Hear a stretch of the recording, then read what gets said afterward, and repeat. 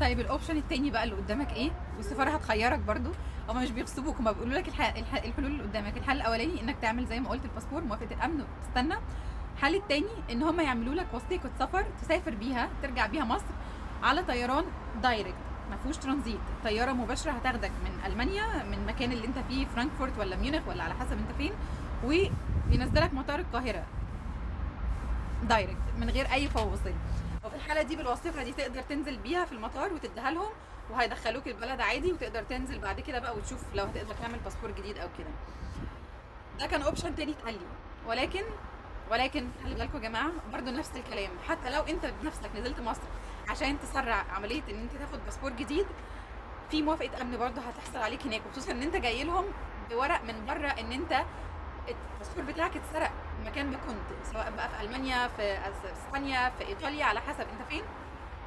فهم عارفين اوريدي باسبورك مش موجود، وممكن يكون حد اخده وعمل فيه مشكله، فبرضه لازم هيعملوا موافقه الامن. ونفس الكلام موافقه الامن على حسب ما انا سالت، انا ما اعرفش لو حد عمل الموضوع ده وحظه كان احسن مني يقول، يكتب لي في الكومنتس ان هو راح مصر وعمل باسبور بمنتهى السرعه ورجع تاني، يعني كويس.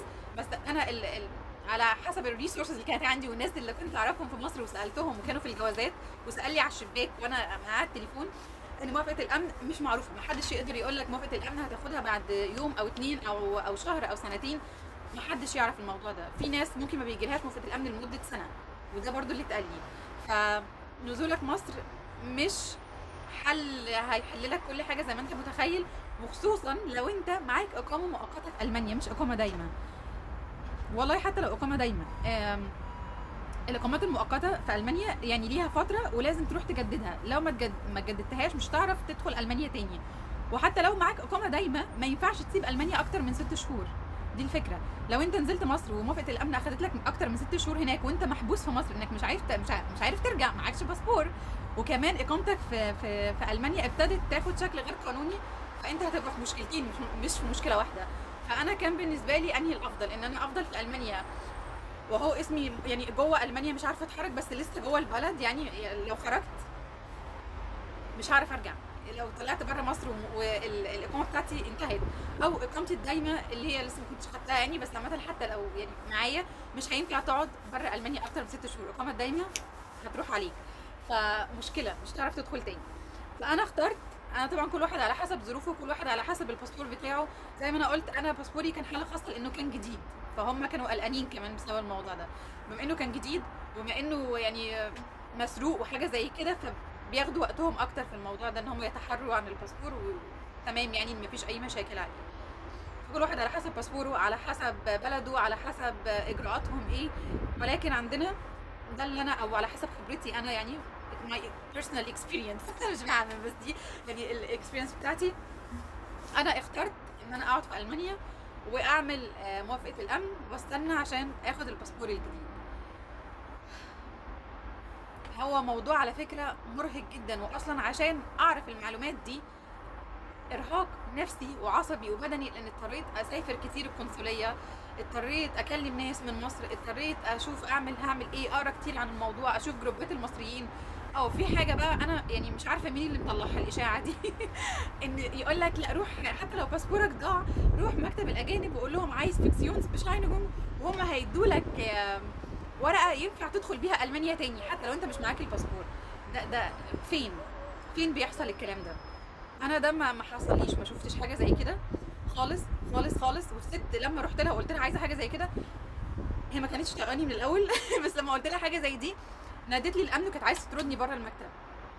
طبعا هي كانت عنصريه حقيره وكل الكلام ده، بس يعني بس في النهايه ان مفيش حاجه يقدروا يعملوها لك هنا. لو باسبورك مش موجود مش بيطلعوا لك اقامه، حتى الاقامه الدايمه بتطلع بالباسبور بتاعك، لان بيبقى مكتوب فيها رقم الباسبور وتاريخ صلاحيته. الاقامه الدايمه لما اخدتها هي دايمه، هي اوريدي مفتوحه ما لهاش تاريخ صلاحيه، ولكن بيكتبوا فيها تاريخ صلاحيه الباسبور، لان لما باسبورك تاريخ صلاحيته بتنتهي لازم تروح تجدد الاقامه تاني. فالباسبور مهم جدا، ما ينفعش تروح تعمل اقامه هنا في مكتب اجانب من غير باسبور، ده في خيال مين والمعلومه دي لقيتها كتير كتير كتير في جروبات كتيره جدا جدا، لدرجه ان انا اقتنعت بيها وقلت اعمل بيها يعني ورحت. ودي حاجه مش صح، عشان بس ما حدش يبقى متعلق لا طب خلاص هنزل مصر واخد البتاعه دي، مش هيدوها لك. انا ما شفتش حد بصراحه، يعني حتى اللي كان بيتكلم وبيفتي الفتوى دي ما عملهاش، يعني هو سمع فبيقول، لكن ان حد نزل بنفسه مصر بحاجه زي كده انا ما شفتش. وبالنسبه لي انا في مدينتي هنا، هو طبعا الحاجات دي بتفرق من مدينه لمدينه، بس في النهايه يعني في حاجات راشونال لوجيك. لا مش معاك باسبور هيطلع لك اقامه على اساس ايه؟ هيكتب فيها رقم ايه؟ يعني انت ما معكش اي اثبات شخصيه، هو مش عارف انت مين اصلا، فازاي هيطلع لك اقامه؟ ف... فالست يعني حتى رغم ان انا يعني كنت يعني قدامهم في السيستم باين ان انا خلاص يعني انا بشتغل، وكان معايا البلو كارد كمان، ودي حاجه بتكلم عنها في فيديو تاني. البلو كارد اللي هو كارت بيهيئ لك ان انت تشتغل مش بس في المانيا، في اوروبا كلها EU بدون قيود، وبيبقى يعني زي ابجريد كده من الاقامه العاديه بتاعتنا. فده كان معايا، يعني انا اوريدي بشتغل وبدفع ضرايب وعايشه في البلد، وكمان هاخد الاقامه الدايمه، وباين عندها في السيستم ان انا كان ليا ميعاد عشان اخد فيه الاقامه، بس لا ولا فرق معاها ولا فرق معاها. اقصى حاجه عملتها لي واللي انا طلبتها منها اي ورقه تثبت ان اسمي ايه انا مين وموجوده فين، يعني ورقه زي بتقال عليها ايه، Aufenthaltsbescheinigung اللي هي Aufenthalts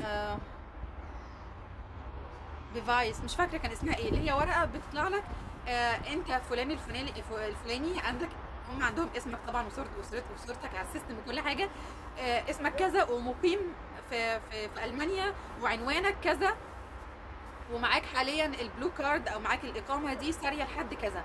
ولكن دي مش ورقه تاخدها تسافر بيها، دي ما ينفعش، حتى مكتوب في الاستماره دي من تحت، دي ما ينفعش تسافر بيها كفيزا. يعني حتى لو انت يعني متخيل ان دي كافيه بتقول لهم اهو انا فلان الفلاني انا عايش في المانيا، لا دي مش هتدخلك برضو.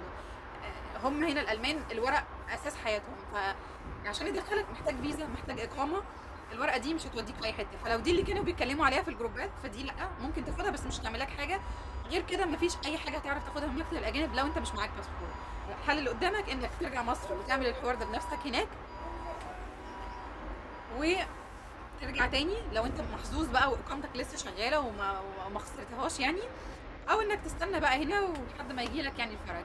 ولو انت محظوظ قوي زي امي دعت لي امي كانت بتدعي لي الحمد لله، فلقيت الباسبور بعد 3 شهور لقوه، ورحت استلمته بعدها من مكتب الاجانب. فالحمد لله مشكلتي يعني 3 شهور تلفان اعصاب اعصاب اعصاب، لدرجه ان انا كنت كل يوم بصحى انا مش بقول حاجه غير كلمه يا رب الاقي الباسبور، يا رب الاقي الباسبور. لدرجه ان جوزي مش مصري، جوزي ايطالي الماني، وهو حفظ الكلمه من كتر ما انا بقولها، هو مش فاهم معناها بس من كتر ما انا بقولها بقى بيكررها معايا كل يوم. استنوا اخليكم تسمعوا بيقولها ازاي. Amore, darf ich dich was fragen? Gerne. Was hast du von mir gelernt? Auf Ägyptisch? Eravole Passport! Eravole Passport! Eravole Passport! موشة بيقولها يعني حافظها مني انا، يعني بحاول اعلمه مصري على قد ما اقدر. ما فيش تريب؟ ما فيش تريب، ما كانش فيه تريب، ما كانش فيه اي حاجه، ما كناش عارفين نروح في حته. كانت صدمه نفسيه، صدمه حضاريه، يعني اللي هو انا في بلد مش بلدي ومش عارفه اقول لهم انا مين واروح فين. فالحمد لله يعني دي كانت قصتي مع ازاي الباسبور ضاع واتصرفت ازاي، واي حد لو باسبوره ضاع المفروض يعمل ايه. فخلي بالكم يا جماعه من الدوكيومنتس دي لانها بتبقى مهمه جدا، غير انها هتكلفك فلوس كتير. ولو انت طالب او لسه جاي جديد وامكانياتك ما تسمحش انك تصرف 1000 ونص يورو عشان تخلص الموضوع ده، بتاخد وقت كتير، بتاخد ارهاق نفسي كتير، انت نفسيتك هتتعب اصلا من غير ورق، وهتبقى قاعد على اعصابك طول الوقت. طب اللي هاخده امتى؟ طب الباسبور هيجي ليك امتى؟ طب الاقامه بتاعتي امتى؟ هتخلص ازاي؟ طب هرجع تاني فين؟ هتلاقي نفسك دخلت في متاهه وفقدت تركيزك، حتى انك تشتغل، انك تنتج، انك تذاكر، انك تدرس. والله انا كنت حاسه ان حياتي وقفت لفتره نوعا ما كنتش عارفه اعمل اي حاجه. فاهتموا جدا بالورق بتاعكم، زي ما قلت اعملوا من نسخ كتير، وما تخرجش بالباسبور بتاعك في الشارع الا لو في داعي، الا لو انت رايح المطار.